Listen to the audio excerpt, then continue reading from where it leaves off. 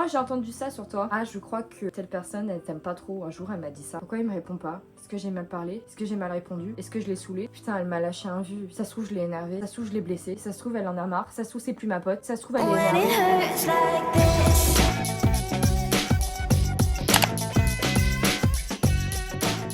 Bonjour les overthinkers. Aujourd'hui, on va parler de cette angoisse, de pourquoi les gens autour nous jugent et nous aiment pas. Donc aujourd'hui, vous l'avez bien compris, le thème de la vidéo c'est on parle sur moi et on m'aime pas. Ça m'angoisse. Encore une vidéo où on va parler de mes traumas? Non mais ça va me faire du bien, ça va être libérateur. Vous êtes ma propre thérapie. Parce que même si on fait tout dans notre quotidien pour se dire non mais moi de toute façon le regard des autres je m'en tape, et ben au fond on s'en tape pas tellement. Tu t'es quelque peu reconnu un peu dans les phrases que j'ai dit en intro, non? Et ben c'est normal parce qu'on est tous un peu comme ça. On a tous envie de pas en avoir quelque chose à foutre de ce que pensent les gens autour de nous et pourtant ça nous préoccupe. Et c'est normal. Malgré tous mes efforts que j'ai faits au fur et à mesure où j'essaye de m'en foutre de ce que pensent les gens autour de moi, et ben ça m'arrive que mes angoisses reprennent parfois le dessus. Parce que c'est simple, ce qui se dit sur nous revient très souvent à nos oreilles. Et principalement quand c'est négatif. Parce qu'il y a toujours quelqu'un qui a entendu dire, quelqu'un qui a parlé, blablabla. Moi récemment, mes angoisses par rapport à ce que les gens pensent sur moi sont remontées. Mais je pense que c'est à force de rester beaucoup chez moi et de beaucoup cogiter, ça a fait que j'analyse tout et n'importe quoi, les messages que je reçois, la façon dont on me parle. Peut-être quelqu'un va me parler un petit peu plus froidement, je vais penser que cette personne ne m'aime plus, me fait la gueule. J'ai ressenti en ce moment beaucoup de cette sensation que j'avais reçue au lycée. Oui, ça commence à remonter, qui était qu'on parlait sur moi. Tu sais, cette sensation où on parle de toi, où il y a une espèce de brouhaha autour de toi, que tu sais que ça parle de toi, tu sais que c'est pas gentil, mais tu sais pas exactement qui parle sur toi et tu sais pas exactement ce qui se dit. Et ben c'est horrible et c'est un peu la sensation que j'ai eue au lycée. Déjà, sachez que cette curiosité de savoir ce qu'on dit sur vous, parce que finalement c'est bizarre, mais on a toujours envie d'en savoir plus, bah c'est une curiosité normale. C'est à la fois une curiosité maladive mais humaine. Parce que forcément, si quelqu'un dit quelque chose sur toi, bah t'as envie de savoir ce que c'est normal en fait. Le pire c'est quand ça vient de gens que de base tu aimes bien. Et c'est des personnes qui de base sont des gens proches de toi et forcément ils vont avoir des choses à dire puisqu'ils te connaissent bien. Donc en fait ça fait d'autant plus mal parce que tu dis ah cette personne je lui fais confiance, cette personne je pensais qu'on était amis et finalement elle parle en mal dans mon dos et ça va mais te ruiner ta journée quand tu vas l'apprendre parce que tu vas te dire merde moi qui pensais que c'était un ami. Vouloir savoir l'image que les gens ont de nous et d'autant plus quand c'est des gens proches, bah c'est tout à fait normal. Bien sûr que si jamais on a un ami qui pense du mal de nous, on a envie de le savoir. On a un peu cette peur aussi, je pense tous, d'être trahi par quelqu'un parce qu'on a souvent eu un gros bailliage émotionnel. Moi, dans ma vie, j'ai eu beaucoup d'expériences amicales qui se sont mal terminées et des amis notamment qui m'ont fait des bonnes crasses alors que je pensais que c'était mes amis. Notamment, il y avait une meilleure amie que j'avais à l'époque qui, je pensais, était ma meilleure amie et en fait, elle racontait toutes mes angoisses, tous mes défauts, tout ce que je faisais, que je lui disais, que je me confiais à elle, elle le disait toutes aux personnes qui me détestaient, qui avaient du coup beaucoup de grains à moudre, beaucoup de choses à dire sur moi, puisqu'en fait elle savait tout. Tous mes traumatismes, toutes mes peurs, toutes mes angoisses, tout ce qui me faisait mal. Oui, je me suis sentie trahie et j'ai eu beaucoup d'expériences comme ça où tu fais confiance à quelqu'un et finalement tu te rends compte que tu peux pas faire tant confiance que ça. Et je pense que maintenant, ça fait que quand j'entends oui, telle personne a dit ça sur toi, ça réveille toutes mes angoisses et je me dis ça y est, ça repart, c'est reparti, on recommence. Alors que non, mais ça, c'est une angoisse classique. Quand on a ces peurs que quelqu'un nous mette un couteau dans le dos et tout ça, on est curieux. Et cette curiosité, elle est normale, mais attention parce que elle peut te rendre complètement malade. Moi, ça a été mon cas, mais globalement au lycée, là ça commençait à remonter et là je me suis dit ouh, on connaît ça. Ça c'est maladif, ça en acte. Mais cette curiosité m'avait rendue folle à l'époque. Je sais pas si vous vous souvenez, la génération qui est la mienne, 1997, c'est une génération où on a eu Twitter. Alors il y a toujours Twitter, mais bon là j'ai l'impression que ça fait un peu moins de brouhaha. Et à l'époque c'était quelque chose Twitter. Tout le monde était sur Twitter et lâchait ses meilleurs tweets visés. On appelait ça. Vous vous souvenez les tweets visés? Et ben c'est une période où j'ai eu la meilleure expérience des réseaux sociaux et que j'ai compris que ça pouvait faire mal. On parlait sur moi publiquement, aussi en privé, mais aussi sur les réseaux, en tweet visé. Et donc, j'avais envie de tout savoir. Je suis tombée sur un tweet qui me concernait, et maintenant, j'ai eu envie de tout lire. J'ai épluché tous les tweets, toutes les personnes qui me détestaient. Je savais que ces personnes ne m'aimaient pas et je suis allée voir, j'ai cherché. J'ai eu des choses assez évidentes que je n'ai pas eu besoin de chercher, genre des posts Facebook. Je cherchais après sur des sites genre Ask, les sites mais à l'ancienne où les gens étaient juste méchants naturellement. En fait, ça n'allait rien m'apporter parce que je savais très bien que ces personnes ne m'aimaient pas. Là, j'allais juste quoi, confirmer mes doutes que j'avais pas.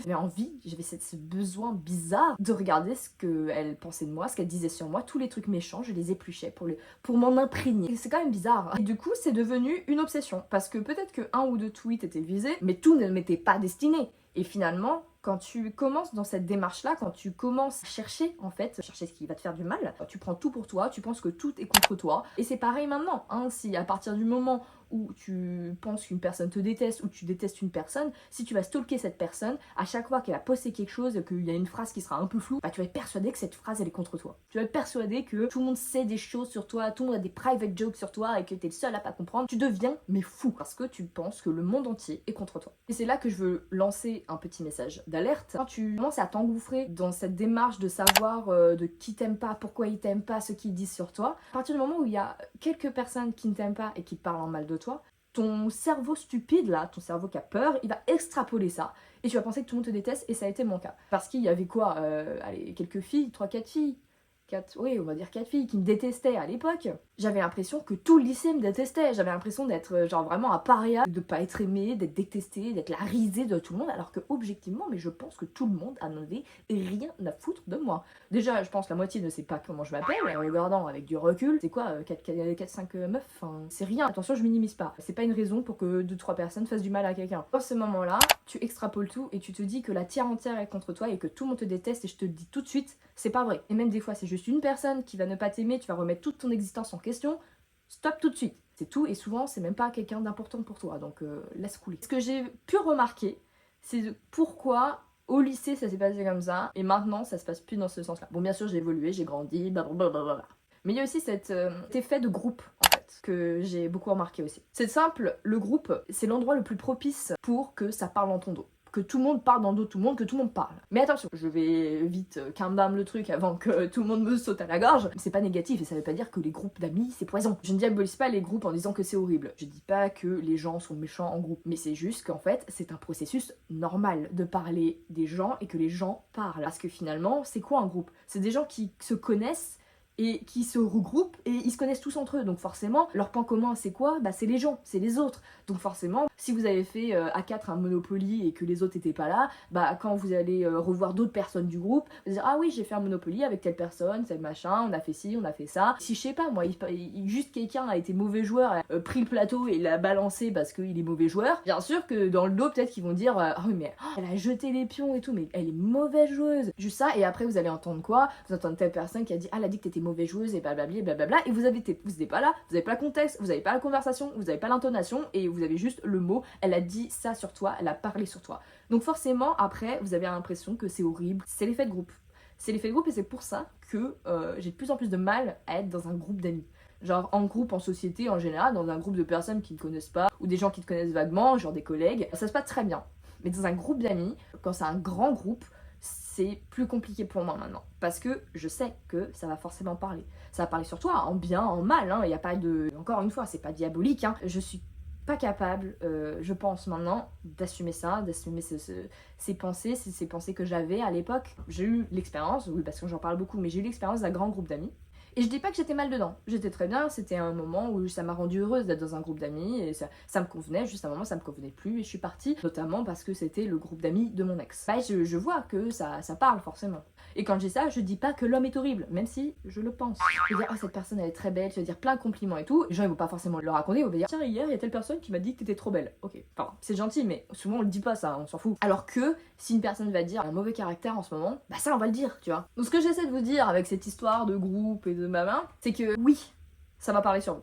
Oui, on parle sur vous. Et même pas que dans le groupe. En plus, encore une fois, si vous êtes dans un groupe d'amis que vous voyez souvent et que bah, vous savez que ça parle un peu sur de vos défauts et des choses qui vous font mal, vous allez avoir l'impression que le monde entier parle en mal de vous, que le monde entier vous aime pas et tout ça parce qu'en fait, bah, votre monde, c'est votre groupe d'amis puisque c'est ce que vous voyez le plus souvent. Le monde, qui est si vaste, se réduit finalement à un cercle très restreint qui est votre groupe d'amis. Moi, je suis plus dans de groupes d'amis. Je gère plus facilement les one-to-one, les personnes avec qui je ne suis plus aujourd'hui. Je n'ai absolument rien contre ces personnes. Ça m'arrive de temps à autre d'en voir quelques personnes, mais toujours en aparté, tout seul. Moi, psychologiquement, mentalement, je ne peux plus supporter les logiques de groupe. Ça ne va plus avec comment je suis. Ce que je veux dire, c'est que oui, ça va parler sur vous. Pas tout le temps, déjà, parce que sachez que les gens s'en foutent de votre vie. Chacun est tellement mais concentré sur sa propre vie. Les gens ne sont pas là à penser chez eux qu'ils vous détestent. Hein. Donc déjà, arrêtez de penser que les gens, ils sont à fond en train de vous détester parce qu'ils ont autre chose à foutre que vous détester. Et de deux, oui, acceptez. Acceptez que ça va parler sur vous. Acceptez que les gens vont dire des trucs. Mais quand je dis dire des trucs, c'est pas que du négatif. Ça aussi, ça existe. Hein. Le monde n'est pas si mauvais. Sachez que tout le monde a des côtés négatifs. Tout le monde a des défauts. Donc forcément, c'est pas parce qu'une personne a pensé une chose sur toi une fois que c'est horrible, que c'est un trait de caractère que tu dois changer, parce que j'ai cru ça, hein. Ça m'est arrivé plusieurs fois que j'entende oui t'es comme ci, t'es comme ça, c'est horrible, c'est chiant, machin, et que j'ai eu envie totalement de changer. Juste parce que j'avais entendu une fois qu'une personne, ou deux même peut-être, m'avait dit, enfin même pas dit, non ils m'ont pas dit, ils ont dit dans mon dos, ils ont dit que j'étais trop ci, trop ça, trop chiante, et du coup j'avais envie de changer ma personnalité. C'était devenu une obsession chez moi, je voulais changer ma personnalité. Oui non, je veux pas aller chez le coiffeur, hein. Changer d'être humain. Ok, c'est ok de vouloir être une meilleure personne, genre si tu es une personne qui est blessante, il y a des choses que tu peux améliorer. Il y a des choses que j'ai améliorées quand même chez moi. Mais il faut pas se flageller, il faut pas se détester parce qu'on est comme ci, comme ça. On n'est pas dans le monde des licornes et tout le monde s'aime et tout le monde est pareil. Sinon déjà on se ferait chier. Il y a des gens qui vont pas apprécier un trait de votre caractère que d'autres vont adorer. Des gens qui m'ont dit, encore une fois dans mon dos, elle est trop bouillante, elle est fatigante, elle est chiante, des choses comme ça. Pendant la même période, d'autres personnes disaient dans mon dos, oh j'adore, elle est solaire, elle a de l'énergie. C'est juste une façon de percevoir les choses. C'est juste que cette personne-là, ça matche pas. Pour le moment ou éternellement, cette personne-là, vos caractères, votre façon d'être, votre relation ne fonctionne pas. Tu n'as pas à changer ton être, ne change pas d'être humain. C'est juste que voilà, cette personne, en ce moment, ça colle pas. Donc la personne qui te trouve solaire, sympa, machin, reste avec elle parce que elle aime bien ton caractère, toi tu aimes bien le sien, c'est réciproque. Nickel. Au lycée, donc il y avait des filles qui ne m'aimaient pas, qui parlaient sur moi, et j'ai essayé d'avoir leur approbation. On regarde de loin, oh ça fait pitié, parce que c'est quoi? Je me fais détester par des gens, et moi je suis gentille avec les gens qui me détestent. Enfin, ouh, on est où là? En fait je vous dis pas de détester non plus les gens qui vous détestent, parce que ça c'est pareil, c'est trop d'énergie. Ça m'est arrivé que quelqu'un me déteste, que moi je n'ai rien contre cette personne, et que comme je vois la personne me détester, j'ai envie de la détester. On s'entraîne, on est ensemble. Tu détestes, je te déteste, qui va détester l'autre le plus? Je me suis rendu compte que ça me prenait trop d'énergie, parce que détester quelqu'un en fait, ça fait te penser à cette personne, ça te fait te rendre pas bien quand la personne est là, ça te titille quand la personne elle parle. Non, on n'est pas là pour détester les gens. J'essaye de prendre du recul parce que la meilleure façon de vivre, c'est de pas détester des gens qui sont mauvais, c'est juste de s'en foutre. Il y a trop de gens sur terre pour se préoccuper des gens qui s'en foutent de vous en fait. J'avais besoin d'en parler, c'est une vidéo que je fais pour quand il y a des idées un peu qui se ramachent comme ça et tout, que je vais la regarder, même c'est pour moi. Vous pensez que je suis très bien, que je gère la situation? Non c'est faux, je ne gère rien du tout. C'est horrible, c'est panique, j'ai fait une crise d'angoisse il y a pas longtemps, mais juste voilà, de répéter ces phrases, d'écouter, de formater mon cerveau, de dire oui, ça va parler sur toi, et tu t'en fous. Ça parle de toi en bien aussi. C'est pas toi qui es folle, c'est pas le monde qui parle sur toi, c'est juste que ton entourage, deux personnes qui ont dit une ou deux choses sur toi. Et ça ne te remet pas en question. Tu n'es pas une mauvaise personne. Tu n'as pas besoin que tout le monde t'aime. Tu as des amis, tu as une famille, tu as des proches. Tu n'as pas besoin d'autres personnes. Tu n'as pas besoin qu'une personne supplémentaire t'aime. Parce que tu es bien avec ce que tu as. Tu n'as pas besoin de convaincre des gens qu'on t'aime. Tu n'as pas besoin de convaincre des gens que tu as de la valeur parce que tu en as. À partir du moment où tu sauras que tu as de la valeur et que tu n'as pas besoin de le prouver à quelqu'un, crois-moi, ça va aller mieux. Désolée, mais j'avais besoin de faire un résumé. Comme ça, ce moment-là, ce passage, tu le mets en boucle. On va s'en sortir ensemble. Bref, je vous dis merci d'avoir écouté cette vidéo des plaintes. N'hésitez pas à donner votre expérience sur les pia que vous avez eu dans votre dos en commentaire et comment vous avez géré ça, si ça vous préoccupe, si vous y arrivez pas. Partagez, likez cette vidéo. Bref, on se voit pour une prochaine vidéo. Ciao, ciao.